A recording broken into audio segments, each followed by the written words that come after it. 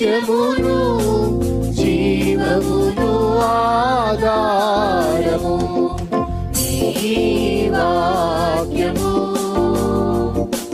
నా త్రోవకు.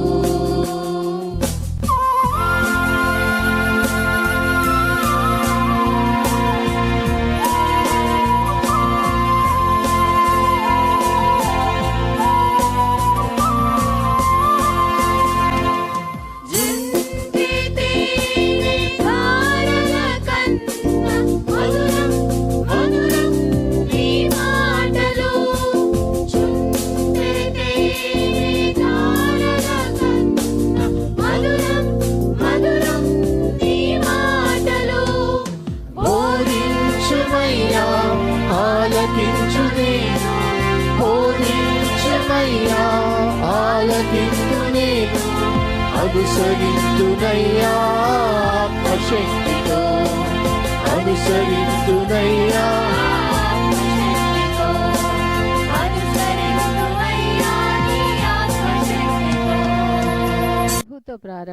ప్రభుతో ప్రారంభం అనే ఆధ్యాత్మిక అనుదిన ప్రార్థనా కార్యక్రమానికి ప్రేమతో మిమ్మల్ని ఆహ్వానిస్తూ ఉన్నాం. మన జీవితానికి ఆదియు ఆధారమునైనటువంటి ఆ దేవుణ్ణి మొదట మరణించుకున్నట్లయితే ఆ దినమంతయు ఆయన కృపాక్షేమములే మన వెంట వచ్చును. మొదట అవేకునే లేవగానే మరి నీతిసూరుడైనటువంటి ఆయనని చూద్దాం, ఆయన మనలనైన స్వరాన్ని మనం విందాం. మన జీవిత కాలం అంతయు ఆయన ఆశీర్వాదములు దీవెనలు మన మీద కుమ్మరించును.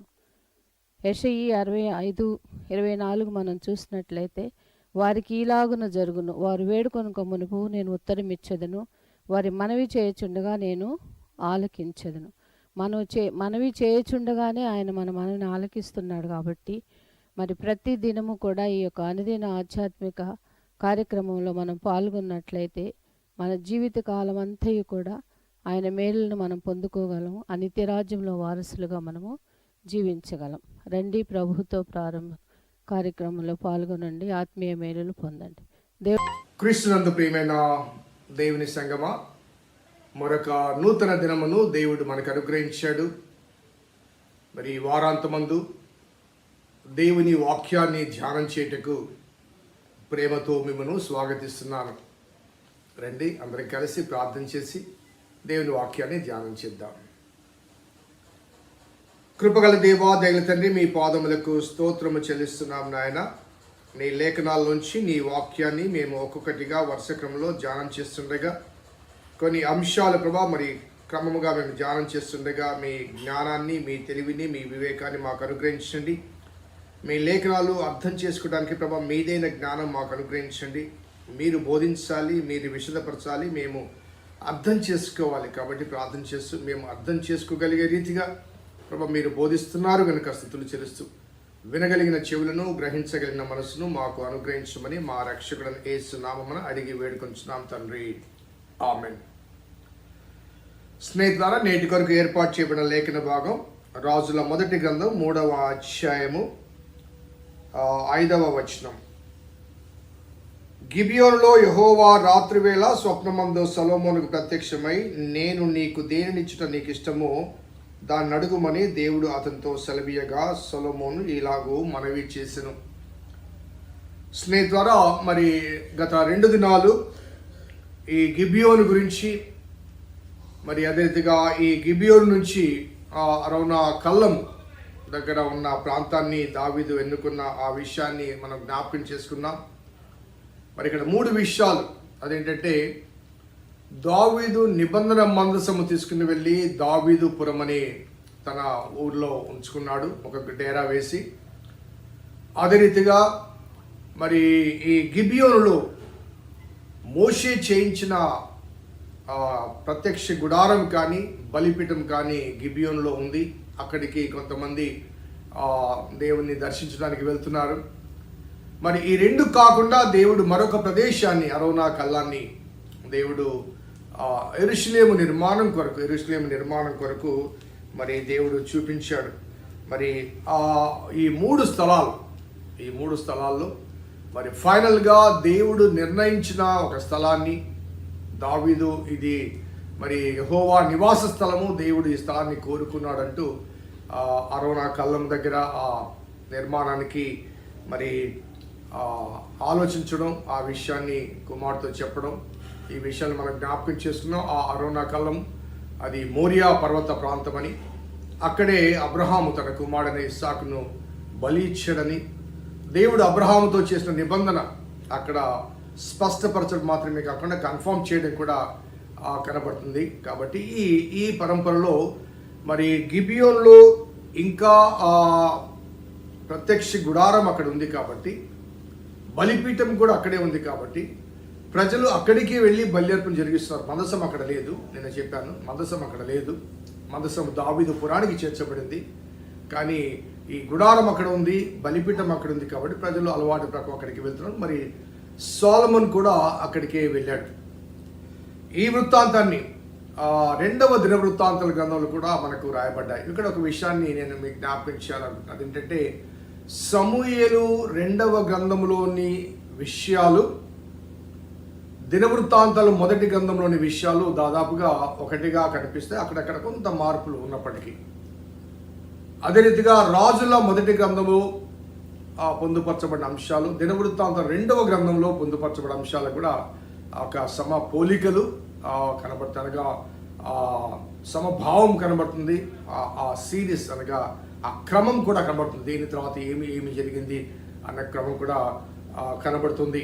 కాబట్టి ఒకసారి ఈ వాక్యంలోనికి వెళ్ళక ముందు దినవృత్తాంతం 2వ గ్రంథంలో 1వ అధ్యాయంలో ఏమి రాయబడుతుంది అది కూడా ఒకసారి చదువుకొని మళ్ళీ ఇక్కడికి వస్తాం. దినవృత్తాంతం 2వ గ్రంథము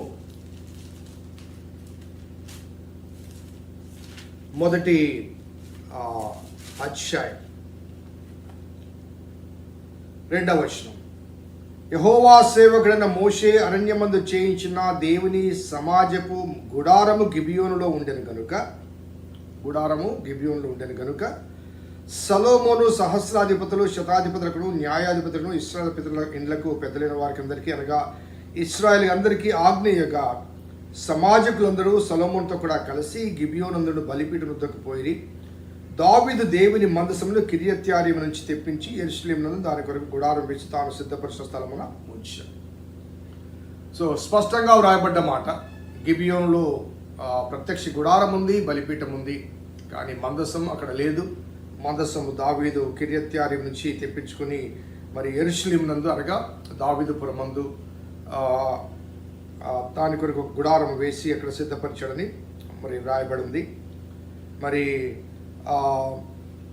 5వ వచనం చూస్తే, హూరు కుమారుడైన ఊరికి పుట్టిన బెస్లేలు చేసిన ఇత్తడి బలిపీఠం అక్కడ యెహోవా నివాస స్థలం ఎదుట ఉండగా సొలొమోనును సమాజపు వారు దాని మీద విచారణ చేసి సమాజపు గుడారం ముందర యెహోవా సన్నిధి నుండి ఇత్తడి బలిపీఠం వద్దకు సొలొమోను పోయి దాని మీద 1000 దహన బలులు అర్పించాడు.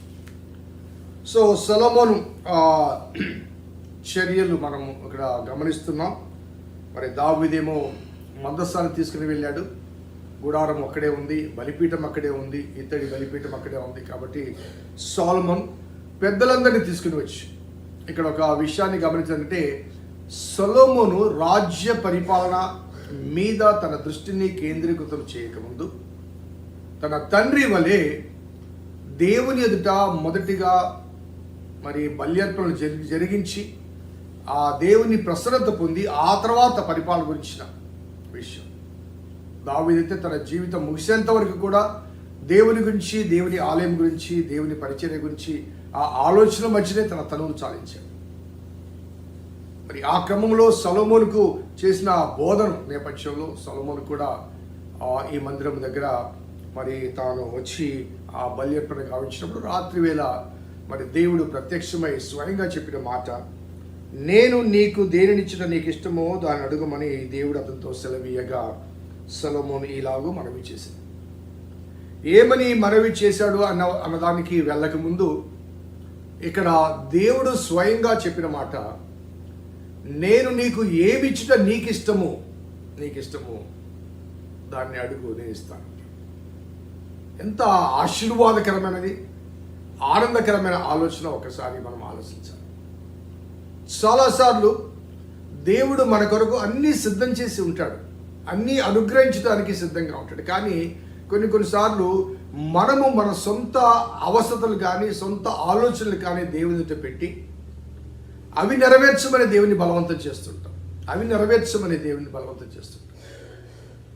సృష్టి క్రమాన్ని ఒకసారి ఆలోచించండి. దేవుడు 6వ దినమున ఆదామును చేశాడు. సో 6వ దినమున అనగా చివరన ఆదామును ఎందుకు చేశాడు? ఒకవేళ మొదటి దినమందే లేకపోతే 2వ దినమందే ఎందుకు చేయలేదు అని ఒకసారి మనం ఆలోచిస్తే, దేవుడు ఆదామును సృష్టించక ముందు, ఆదామునకు జతగా హవ్వను అనుగ్రహించక ముందు, ఆదామునకు ఏమేమి కావాలో అవన్నీ కూడా ముందుగానే దేవుడు నిర్ణయించాడు. ఆదాము జీవించడానికి ఏమి అవసరమో అవన్నీ కూడా దేవుడు నిర్ణయించాడు. చాలా జాగ్రత్తగా ఆలోచించాలి. అనగా ఆ చివరి దినమున ఆదామును చేశాడనే మనం భావిస్తున్నాం, కానీ ఆ ఆదామును చివరి దినమును చేయడానికి కారణం ఏంటంటే, ఆదామునకు కావాల్సిన వాతావరణం కానీ, వెలుగు కావాలి. వెలుగులోనే జీవం ఉంటుంది కదా. యోహాను సువార్త 1వ అధ్యాయం అంటాడు, ఆ వెలుగులోనే జీవం ఉంటుంది. కాబట్టి వెలుగు లేకుండా ప్రాణి బ్రతకలేడు. చీకటి అగాధ జలముల మీద కమ్మి ఉంటే దేవుడు వెలుగు కలుగును గాక అంటూ మొట్టమొదటిగా ఆ వెలుగును సృష్టిస్తాడు. సో వెలుగును సృష్టించగానే ఆ నేల మీద జీవించు ప్రాణులు జీవించడానికి ఒక అవకాశం కలిగింది. మరి ఆ తర్వాతనే దేవుడు భూమి మీద ఉన్న సమస్త జీవరాశులను, అదే రీతిగా ఆకాశములో ఎగురు ఆ పక్షులను, మరి ఆ తర్వాత సముద్ర జలచరాలను, ఇవన్నీ కూడా ఒక్కొక్కటిగా అదే రీతిగా సూర్యచంద్ర నక్షత్రాలను, ఇవి లేకుండా మనిషి బ్రతకలేడు. మనిషి జీవించడానికి వృక్షాలు అవసరం. చక్కని వాతావరణానికి ఆక్సిజన్ కొరకు వృక్షాలు అవసరం. భుజించడానికి సముద్ర జలచరాలు కానీ, పశువులు కానీ, జంతువులు కానీ అవసరం. తను బ్రతకడానికి శీతోష్ణ స్థితులు అనగా వాతావరణ స్థితిగతులు అవసరం. కాబట్టి సూర్యచంద్ర నక్షత్రాలు రాత్రి వేళ పగలించడానికి, వెలిగివ్వడానికి, పగటి వేళ సూర్యకాంతినివ్వటానికి. సో ఇవన్నీ కూడా చేసిన తర్వాత దేవుడు.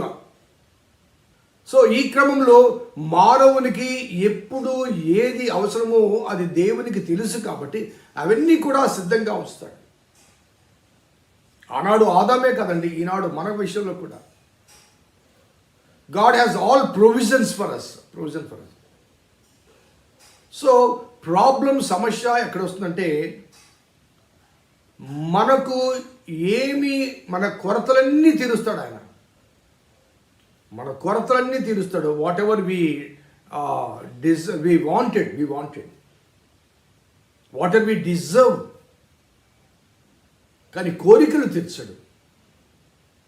What ever we deserve he will give us, not the demands.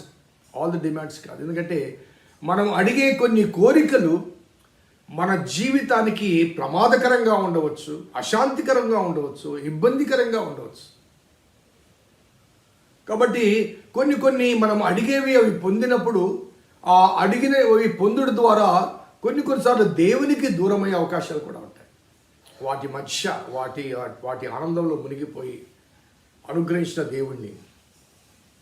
ఒక యవనస్తుడు, మంచి క్వాలిఫైడ్ పర్సన్, ప్రేయర్స్లో ఉన్నప్పుడు రెగ్యులర్గా వచ్చేవాడు. అంకుల్ నాకు ఉద్యోగం లేదు, ప్రార్థన చేయండి అనేవాడు. సో ఒక 6 months రెగ్యులర్గా అన్ని కార్యక్రమాలకు సువార్త సేవ కూడా వచ్చేవాడు. 6 months తర్వాత ఆ అబ్బాయికి జాబ్ వచ్చింది. అందరికీ స్వీట్స్ పంచిపెట్టాడు. అందరం స్వీట్స్ తీసుకున్నాం, చాలా సంతోషించాం, దేవునికి స్తుతులు చెల్లించాం, ప్రార్థించాం, అభినందించాం. ఆ తర్వాత ఆ అబ్బాయి వెళ్ళిపోయాడు. మరుసటి వారం వచ్చాడు, చాలా బాగుంది అంకుల్ జాబ్ అని అన్నాడు. మేము చాలా సంతోషించాం. ఆ తర్వాత ఆ అబ్బాయి మరలా కనిపించలేదు. ఒక 2 సంవత్సరాల తర్వాత మార్కెట్లో నేను కూరగాయలు కొంటుంటే ఒక తెలిసిన స్వరం వినపడి చూస్తే ఆ అబ్బాయి అక్కడ కొద్దిగా మార్పు కనబడింది. వేషధారణ కానీ వస్త్రధారణ కానీ, అది మంచి ఉద్యోగం వచ్చింది కాబట్టి మంచి డ్రెస్లో ఉన్నాడు. నేను భుజం తట్టాను పలకరిద్దామని. చూడగానే కొద్దిగా మిత్రుడు, అంకుల్ బాగున్నారా అన్నాడు. సో బాగున్నానే, ఎలా ఉన్నా అంటూ, ఏంటి ఈ మధ్య గుడికి రావడం లేదు అన్నాడు. చాలా కాలం మంది చర్చికి రాక. అంకుల్ జాబ్ వచ్చింది కదా అంకుల్, కొద్దిగా ఇబ్బందిగా ఉంది, కష్టంగా ఉంది అని. జాబ్ వస్తే కష్టమేంటయ్యా, ఆదివారం సెలవే కదా. కాదు అంకుల్, ఈ మధ్య నాకు పెళ్ళి అయింది. సంతోషమే కదా, పెళ్ళి అయితే కూడా సంతోషం కదా, భార్యతో పాటు రావచ్చు కదా. అంకుల్ నాకు ఆదివారం ఒక్కరోజే పని ఉంటుంది అంకుల్, ఖాళీ ఉంటుంది అంకుల్, ఆ ఒక్కరోజే ఇంట్లో కొన్ని పనులు చేసుకోవాలి. భార్య నేను ఇద్దరం కలిసి అట్లా బయటికి వెళ్తాం సాయంకాలంలో. ఆ ఒక్కరోజే, మిగతా రోజులు అన్నీ పని చేయాలి అంకుల్, కష్టమవుతుంది, అందుకే నాకు టైం దొరకడం లేదు అంకుల్. దేవుని దగ్గర రావడానికి, ఆలయంలో ఆరాధించడానికి నాకు టైం దొరకడం లేదు అంకుల్. సో నాకు ఆదాము జ్ఞాపకం వచ్చాడు. ఆదామా నువ్వు తినవద్దని చెప్పిన పండు తిన్నావా అంటే, తిన్నాను ప్రభా, తప్పైందంటే ఈనాడు మనకి ఈ స్థితి ఉండేది కాదు. ఆదాము ఏమన్నాడంటే, నాతో ఉండుటకు నీవు నాకు ఇచ్చిన స్త్రీ తాను తిని నాకు ఇచ్చింది, నేను తిన్నాను. ఎవరిచ్చారు? ఆ స్త్రీ ఇచ్చింది. ఆ స్త్రీని ఎవరిచ్చారు? నువ్వు ఇచ్చావు. కాబట్టి మనం పొందిన కొన్ని ఆశీర్వాదాలు కొన్నిసార్లు దేవునికి మనకు మధ్య అవరోధంగా, అనగా మన కాన్సన్ట్రేషన్ కానీ మన డివోషన్ కానీ మరి అవరోధాన్ని కలిగించి దేవుని వైపు నుంచి ఆ వైపుకు మరల్చే అవకాశాలు ఉన్నాయి. ఎందుకంటే we are not in a position to control the blessings what we receive.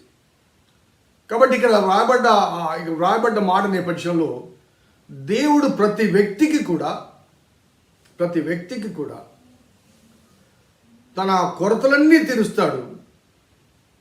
All our desires but not the demands. మన కోరికలన్నీ తీర్చాడు. ఒకవేళ అవి తీర్చబడటానికి మనం చేసే కొన్ని ప్రయత్నాల్లో వాటి ద్వారా సమస్యలే తప్ప, కష్టాలే తప్ప, బాధలే తప్ప, దేవునికి దూరమే అనుభవాలు తప్ప మరొకటి ఉండదు. కాబట్టి సొలొమోను ఏమి అడిగాడో చెప్పకముందు దేవుడు స్పష్టంగా అడుగుతాడు, నీకు ఏమి ఇష్టమో. ఒకవేళ సొలొమోను మరి అడిగిన ఆ వివేకము అనే అంశం కాకుండా, ప్రభువా నాకు దీర్ఘాయువు కావాలి, నాకు ఆస్తి కావాలి, ఐశ్వర్యం కావాలి, ఘనత కావాలి, ఇవి అడిగి ఉంటే బహుశా దేవుని జవాబు వేరుగా ఉండేదేమో. కాబట్టి ఆ అడిగిన అంశం గురించి, ఆ తర్వాత అతని సంభాషణ గురించి మాట్లాడక ముందు మన విషయం ఒకసారి ఆలోచించాలి. ఒకవేళ దేవుడు మనల్ని ప్రత్యక్షమే మనకు ఏదైనా ఇవ్వాలని భావిస్తే, మనము ప్రభువా నాకు అది కావాలి, ఇది కావాలి, ఇది ఇవ్వు, అది ఇవ్వు. సో ఒక సహోదరుడు, నా కుమారుడికి మెడికల్ సీట్ కావాలి. ఆ అబ్బాయికి మెడిసిన్ పట్ల ఆసక్తి లేదు, ఆ జ్ఞాన పరిజ్ఞానం కూడా లేదు. సో ఆ కుర్రవాడు తాను స్వయంగా ఒక లా చేయాలని ఒక ఆశ ఉంది అబ్బాయికి. ఆ స్ట్రీమ్లో అతనికి ఇంట్రెస్ట్ ఉంది. కానీ తండ్రి బలవంతంగా మరి ఆ కోర్స్ చేయాలని ఆలోచిస్తూ అతనికి మెరిట్స్ రాకపోయినప్పటికీ కూడా డొనేషన్ కట్టి, ₹1,00,00,000 డొనేషన్ కట్టి అబ్బాయిని మెడికల్ స్ట్రీమ్లో చేయించాడు. ఫస్ట్ ఇయర్ అయిపోయింది, సక్సెస్ కాల, ఫెయిల్ అయిపోయాడు. సెకండ్ ఇయర్ అతను కంటిన్యూ కాలేకపోయాడు. So middle of the second ఇయర్లో ఆ పేరెంట్స్ ఒక వార్త వచ్చింది, మీ అబ్బాయి సూసైడ్ చేసుకున్నాడు. It's it. ₹1,00,00,000 చెల్లించి ఆ సీటు సంపాదించుకొని కుమారుని కోల్పోయాడు. బలవంతం చేయొద్దండి బిడ్డల్ని. దేవుడు ప్రతి వారికి వారి భవిష్యత్తు నిర్ణయించి ఉంటాడు. వాడితో మాట్లాడండి, వారికి ఏమి ఇష్టం అడగండి, ఆ చనువు పెంచుకోండి ఆ బిడ్డలకు. మరి ఆనాడు దేవుడు సొలొమోను అడిగిన రీతిగా మనం కూడా మన బిడ్డలను అడుగుదాం. వాళ్ళకి ఏం కావాలో అడుగుదాం. వాళ్ళు లెక్కల్లో ప్రావీణ్యత ఉందా, సైన్సెస్లో ప్రావీణ్యత ఉందా, లేకపోతే ఇతర సివిల్స్లో ప్రావీణ్యత ఉందా. ఈ సివిల్స్ విషయంలో కూడా చాలామంది బలవంతంగా బిడ్డలు పంపిస్తారు. కానీ ఆ ఐక్యూ, ఆ ఇంటెలిజెన్స్, ఆ గ్రాస్పింగ్ కెపాసిటీ వారికి ఉండదు. కాబట్టి వారి మీద 1, 2, 3, 4, 10 సంవత్సరాలు చేసిన ఇన్వెస్ట్మెంట్ మొత్తం కూడా వేస్ట్ అయిపోతుంది. తర్వాత ఈ ల్యాప్సెస్ ఈ కాలంలో వారు వెనకబడిపోతారు. కాబట్టి వాటితో కలిసి సక్సెస్ అయిన వాళ్ళు ఉన్నతమైన స్థాయిలోకి వెళ్ళారు, వాళ్ళు ఇంకా బేసిక్స్లోనే ఉంటారు. బలవంతం చేయకూడదు. కాబట్టి ఇక్కడ దేవుడు స్వయంగా నీకు ఏమి ఇష్టమో దేవునికి తెలుసు ఏం కావాలో. సొలొమోన్కి ఏం కావాలో తెలుసు, కానీ he's putting before Solomon his Dzire. నీకు ఏం కావాలి, నీకు ఏమి ఇష్టం అడుగు. సో వారి భవిష్యత్తు పట్ల వారికి కూడా కొన్ని ఆలోచనలు ఉంటాయన్న వాస్తవాన్ని గమనించి మన బిడ్డలు మన దగ్గర స్వతంత్రంగా తమకు కావలసినవి చెప్పుకునే ఆ అవైలబిలిటీ కానీ అప్రోచబిలిటీ కానీ ఎవ్రీ పేరెంట్ కావాలి. లేకపోతే కొన్నిసార్లు చేదు మాత్రలు మింగాల్సి వస్తుంది, చేదు అనుభవాలు. ప్రార్థన చేద్దాం. కృపగల దేవా, దయగల తండ్రి, మీ పాదములకు స్తోత్రము చెల్లిస్తున్నాం నాయన. నీ ఉచితమైన దయా సంకల్పాన్ని బట్టి మమ్మల్ని ప్రేమించి మీరు మాతో మాట్లాడుతున్నందుకు స్తుతులు చెల్లిస్తున్నాం. సొలొమోన్ జీవిత విశేషాలు మేము ఒక్కొక్కటిగా నెమరు వేసుకుంటున్నాం, మాట్లాడుతున్నాం.